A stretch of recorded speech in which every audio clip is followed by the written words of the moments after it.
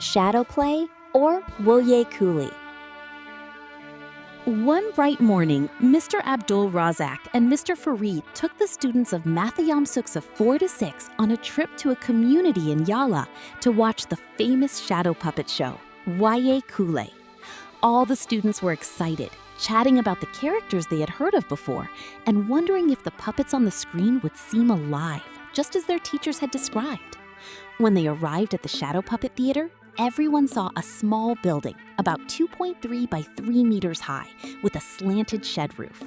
At the front, there was a white cloth screen, 5 feet wide and 10 feet long, stretched tight and edged with bright-colored fabric. In the corners of the screen were loops for tying strings to important puppet characters, and banana plants were placed along the walls to hold the puppets when not in use. The students stood watching in awe and excitement. Teacher Farida explained that a shadow puppet troupe usually consists of 9 to 12 performers. The central puppets, called Hua Yuwak, voice the kings and queens, while the Ply Yuwak puppets perform the giants, clowns, and miscellaneous characters. The assistants play a full set of musical instruments, and the Mukbo Rong serves as the troupe's traditional shaman or spiritual healer.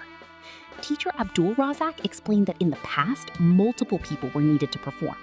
Later, a performer named Nang Bua from Nakhon Si Thammarat started performing alone, both voicing and manipulating the puppets. This style was then adopted by later generations and continues to this day. The students observed the characters on the screen.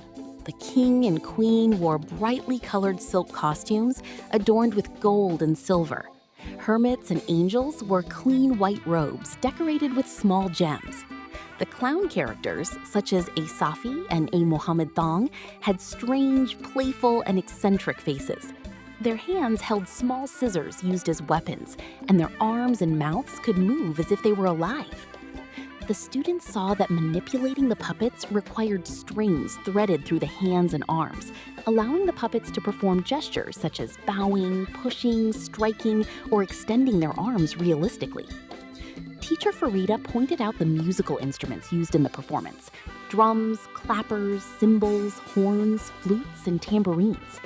Every sound blended seamlessly with the movements and dialogue of the characters, making the students feel as if they were immersed in the world of Woye Kule.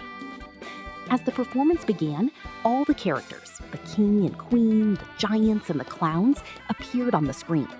The clowns performed playful tricks and mischievous gestures, such as a Safi waving the betel nut clipping scissors, making the students laugh out loud.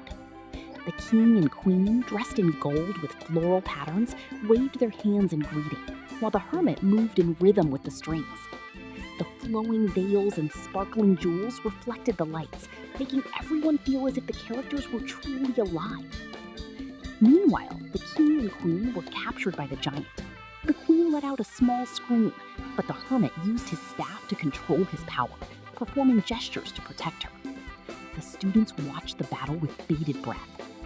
Teacher Farida pointed out the boundary line on the screen, explaining that only the hermit and the deities could move across this line. After watching for a while, Teacher Abdul Razak asked the students, "Think about it, everyone. If you were to perform a shadow puppet play, which character would you like to play?" Amin replied excitedly, "I want to be the clown, teacher. I want to perform funny tricks like I Safi." Sarah replied, I want to be the prince or princess because they wear beautiful costumes and wave to the audience. Mohammed added, "I want to be the hermit because he can use his staff to control the other characters and help the prince and princess against the ogre." Farida smiled and asked, "And why did you choose that character?" The children explained that the clown makes people laugh, the royal characters are beautiful, and the hermit has the power to help others. Farida then pointed out that every role is important and helps make the story complete. Many students nodded and said together, "Teacher, if we get to perform for real, We want to try every role. After the battle ended, the clown, Isafi, walked over to the royal characters with a smile and waved to the children, signaling that the performance was over. All the students applauded loudly. The shadow puppet screen gradually darkened, and the music slowly faded and stopped.